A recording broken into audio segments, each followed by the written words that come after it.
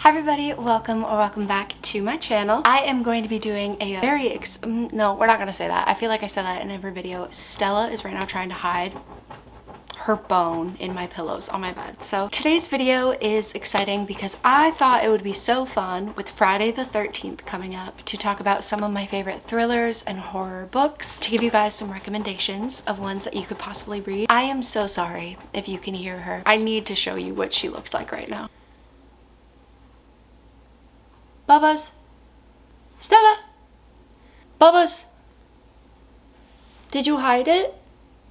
Also, if you like my Vikings shirt, I'm from Minnesota. I've talked about this before, but this is like one of the Abercrombie like NFL sweaters this year, and it's so soft and so nice, and gotta represent Minnesota. I'm also wearing this in honor of us playing the Kansas City Chiefs tomorrow because maybe Taylor will be coming back to town. I don't know. But yeah, we're gonna talk about some of my favorite thriller books and thriller recommendations for you guys to read on Friday the 13th if you'd like a little spooky night. I know I am going to, after work, be sitting my ass down with a thriller and then watching some horror movies, possibly the Scream franchise. Honestly, most likely the Scream franchise. I will say, I do have some physical books. My thriller section's usually right there. They're pretty much all off the shelves. But I actually read a lot of thrillers on Libby through my library, or like Kindle Unlimited has a lot of thrillers, and even like the Kindle store has a lot of free books that are thrillers. So I don't have a lot of these physical, and some of these I read back in 2021, so I'm gonna just read the synopsis of the book, tell you what I rated it, that way you can kind of get a better idea, because there's this meme going around and I actually I relate to it so much. I cannot remember the plot of any book ever. I need to go in my Goodreads account, which if you want to follow me on Goodreads or friend me, I just figured out how to friend people back on Goodreads. I'm so bad with my phone. I really wish I was joking. I just figured out that you can read a book without leaving a rating for books that you DNF. We're learning new things every day. So the first book that I'm going to recommend is one that I read through my library, and it is Have You Seen Me by Kate White. Now this book, I gave a 4 out of 5 star. I read it back in 2021 and I loved the book so much. So this is about our main character. I believe her name is Allie. And if I'm remembering correctly, the book kind of starts off with her going to work. I'm pretty sure this book starts off with her literally watching someone get hit by a car or something, because she lives in New York. I might be remembering a different book, but I'm pretty sure it was this book. She is a journalist and she is going to work. When she gets to work, her boss is kind of like, what are you doing here? You don't work here anymore. And she is so confused. She has no idea what the boss is talking about. She basically has to kind of go throughout the book trying to figure out what is going on, because she doesn't have her memories, and there is someone who is basically trying to stop her from remembering something. It's a very interesting book. Obviously, I gave it a 4 out of 5 star. I read that book in 2021, so it's not super fresh in my mind, but I remember when I was reading it, it was right around the time where I first got my Kindle and I just discovered Libby and getting ebooks through the library. I fucking ate up this book. I had a span where I was reading thrillers all the time. I loved this book so much. It was so fun. I really would recommend it. I kind of want to reread it just to see if I still feel that way, because I read this book around the time where I just started reading again. I was obviously a reader as a child. I guess not obviously, I don't know if I've ever said that, but I was a bookworm as a kid. When I got into high school and then college, I kind of stopped reading. Honestly, that's what most people do. You just don't have time to read when you have to read textbooks and all of these things in university. So this was kind of around the time where I started reading for fun again. I have already talked about the fact that I read ACOTAR around the first quarantine, and that sparked my love for reading, but I wasn't a bookworm fully again. It wasn't until I kind of got my Kindle and it was my last semester of college that I decided to get back into reading, because I had all this time to read. That was a long tangent, but Have You Seen Me by Kate White. I never film with her in my room. I usually have her in the living room, but she's actually being pretty decent. It's just she really is obsessed with the fact that she thinks some unknown dog in this apartment is going to steal her bone, when it's just me and her, you know, no one's gonna steal her bone. The next book that I have is another one that I read on Libby through my library on my Kindle, and it is With Malice. I believe it's Eileen Cook is the author. Also believe this is a YA, maybe a YA, if I'm remembering correctly. Again, read this in 2021. It is about these high school students students. Are they high school students? They're 18 years old. It's, I believe, two best friends. They go on a trip to Europe. The main character wakes up and she doesn't remember anything, but supposedly she was in a really bad car crash and her friend dies. And you kind of go throughout the book. Obviously, there's an active police investigation because someone is dead, but you're also in Europe. It's these American students. So you're dealing with being outside of the country in a murder investigation with someone who is claiming that they don't have any memories of the accident. They don't remember anything that had happened. And you kind of go throughout the story trying to figure out, is this character lying about not having their memories? Do they actually not have their memories? What happened? I, again, really liked this. I gave this one a 5-star. This is one that I would like to reread just because I have read a lot more thrillers since reading this book, and I would like to see if it still is a 5-star. Really like that one. Those two books are books that probably would never have read if I didn't find them on the Libby app, and I've never heard people talk about, so I don't know, check those out. I really liked them. This next book is kind of along the similar lines of my last recommendation, and this one is That Weekend by Kara Thomas. I read this one in the beginning of 2022 and I gave it a 3 out of 5. This is very similar. Again, I believe it's like a YA thriller. This one is actually about a group of 3 best friends who go on, I think it's like a spring break or like a winter vacation to a cabin. Scratch everything that I just said. So it's these 3 kids, high school students, and for their prom, like after prom activity, they're going up to, I believe it's one of the friends' cabin, or it's a cabin that they rented. I need to get Stella out of this room. She's stressing me out. We can't be in here doing this. Stella's got her bone. She's in the living room now. She can try and hide it in the couch. Anyways, so these kids go up to this cabin that again is after prom. That's their like how some kids go to like a hotel. That's what they're doing. Our main character, Claire, she wakes up, she's bloody, she's on a hiking trail, and she is the only one who survives. Again, it's kind of one of those things where it's a story about, is this character lying? Do they actually know what happened? You're trying to figure out what actually happened as you're reading the story, kind of as you're going throughout the book. I believe this one, the character slowly starts remembering things. I don't remember if this one is someone is basically trying to stop her from remembering. Kind of that little thriller storyline of a character has amnesia, so they can't remember certain things. I gave this a 3 out of 5, probably just because I had read the other book, and sometimes when you read a lot of thrillers, a lot of them have very similar storylines and plot twists. So I think reading a lot of thrillers, it kind of makes you rate other thrillers pretty hard. So that's That Weekend. Liked that one. On to the next. The next is an author who is loved on Book Talk, I'm pretty sure, and BookTube, and this is Lucy Foley.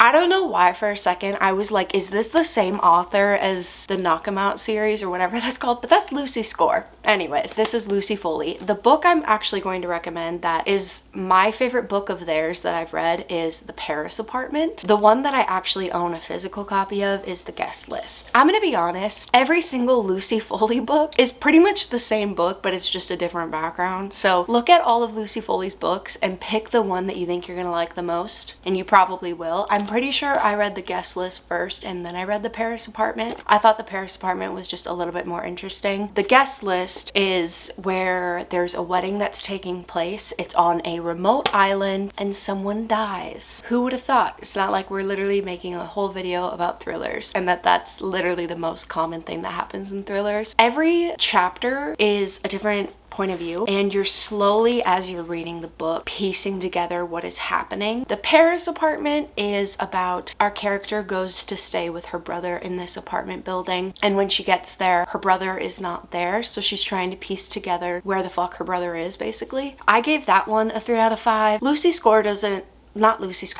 Foley doesn't really rank the highest for me when it comes to thrillers, but if you don't read a lot of thrillers, I think you would really like her work. It's very easy to digest and to understand, but for someone who reads a lot of thrillers, it's probably not going to be your favorite thing. These next few books are ones that if you watched my Kindle Unlimited recommendations video, I talked about them in there. These books are all on Kindle Unlimited, so if that is something that you have, this would be a great opportunity to read some of these books. The first one is The Cory Girls by Jess Laurie. Sorry, my notes are down there. I gave that book a 5 out of 5. It takes place in Minnesota.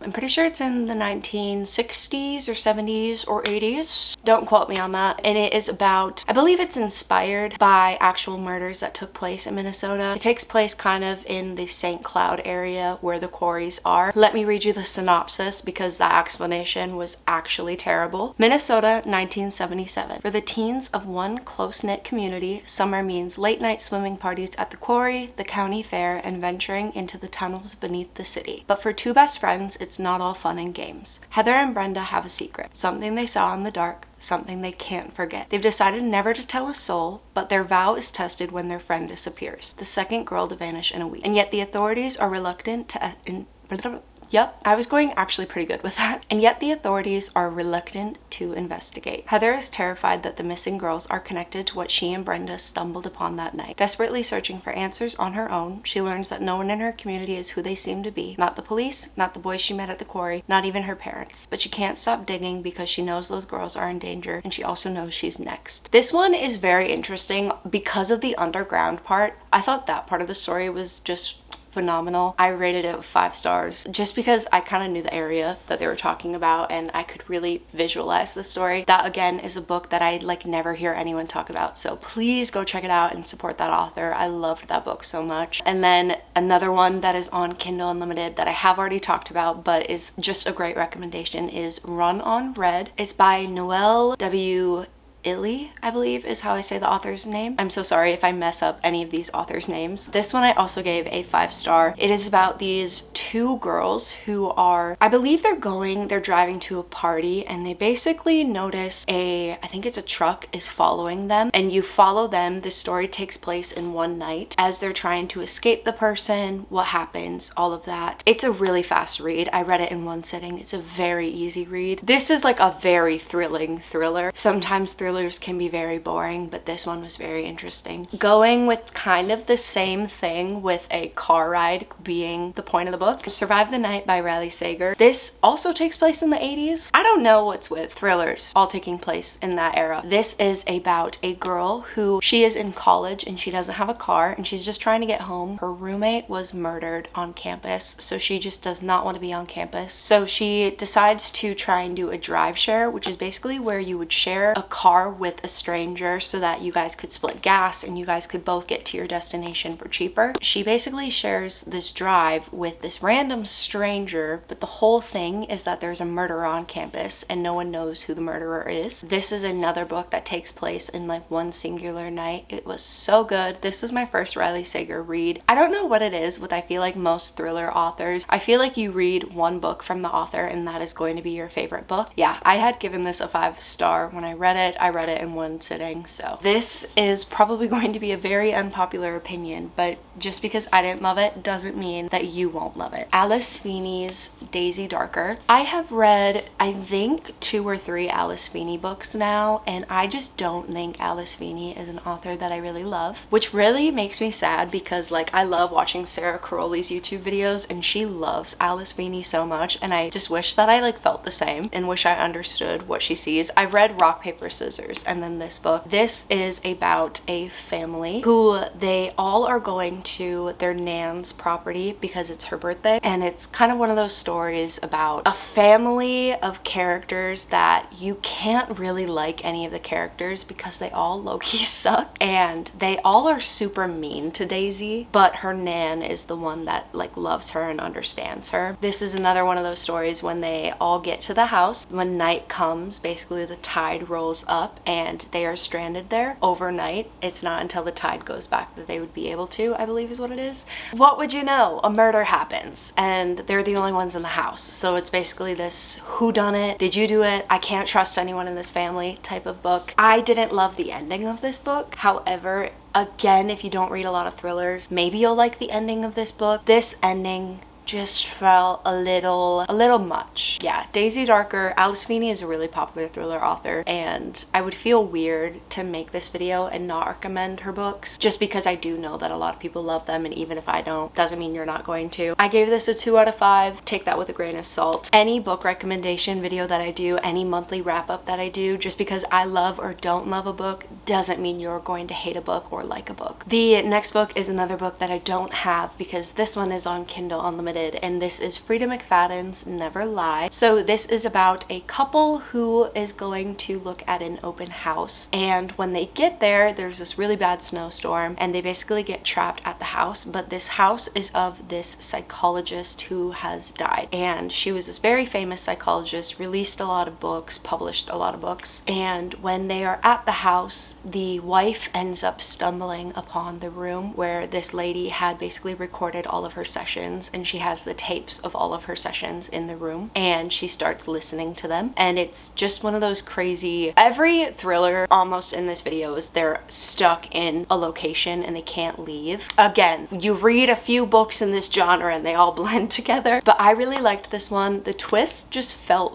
real and like just was understandable. It was good. I really enjoyed the book. I gave this book a 5 out of 5. I have tried to read other Frida McFadden books and I haven't gotten too far. I think I tried reading The Inmate. It might honestly still be on my Kindle. I'm not really sure. I really liked that book. Frida McFadden's, again, another author that's very easy to digest their work. Really would recommend that one. It was very good. And then I also think this was on Kindle Unlimited. I might have gotten this on Libby, but A Flicker in the Dark by Stacey Willingham. I gave this a 3 out of 5. This book is about a daughter of a serial killer who lives in a town. I can't remember if she left the hometown and she's back or if she has always been in the hometown, just because I did read this quite a bit ago. Basically, murders start occurring in the same way as when her dad was doing the murders, and you're trying to figure out, okay, who the fuck is doing this, because her dad is in jail, and you're starting to slowly put things together with like her childhood and her finding out her dad was a serial killer, all of these things. I thought the plot of reading about the child of a serial killer was very interesting. I gave that a 3 out of 5. If you watched my wrap up, you know how I feel about this book. But again, I feel unfairly to make a thriller recommendation video and not talk about this.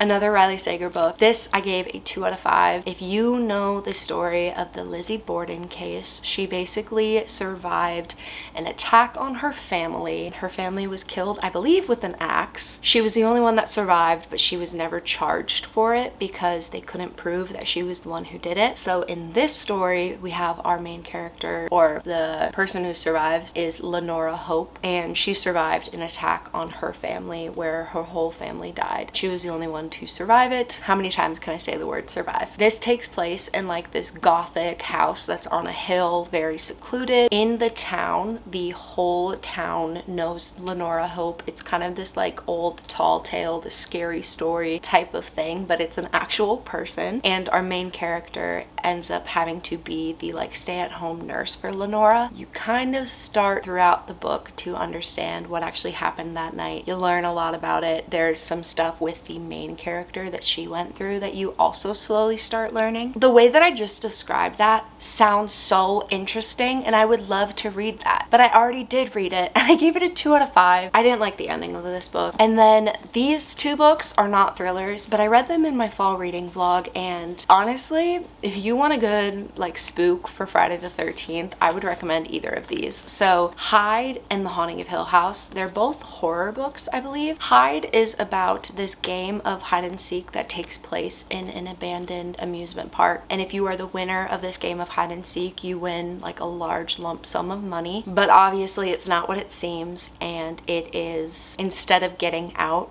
you get got, you die, you know? I really liked it. It's pretty short, so you could binge this. I binged this in a day or like a day and a half, I don't really remember. It's 236 pages, so very short. I do think the ending of this, again, the ending is what I always hate about thrillers. I haven't found a thriller book that I loved the ending. I think I gave this like a 2.75, a 3 out of 5, just because I had built it in my head to be something else than what it was, because that was a book that I just read in 2023, but I had been thinking about wanting to read that book since like 2021, early 2021. So very interesting plot that I haven't really seen before. And then The Haunting of Hill House obviously is a classic. It's by Shirley Jackson. This is what the Netflix series was based on. If you want to see more of my thoughts for either of these two books, go watch my fall reading vlog. This one wasn't as scary as I thought it would be. It is very like mindfucky. You start realizing things about the house and the characters, sorry. But yeah, this is about 4 people. One of them's a doctor, and they are at this house basically trying to prove that it's haunted, and it's Hill House and it's haunted. So hopefully with this video you found a book that you would love to read on Friday the 13th. Get a little scared, get a little spooky. I think honestly October is the month to read thrillers and horror and everything like that. Honestly, except for like spooky romances, I haven't been reading anything else. These are the books that I want to be reading right now. So yeah, I hope you liked this video. If you did, give it a thumbs up, leave some more thriller recommendations down below, because I honestly don't have any thrillers on my physical TBR, so I do need to buy some. If you're not already subscribed, make sure to do that, and I will see you in my next video. Bye.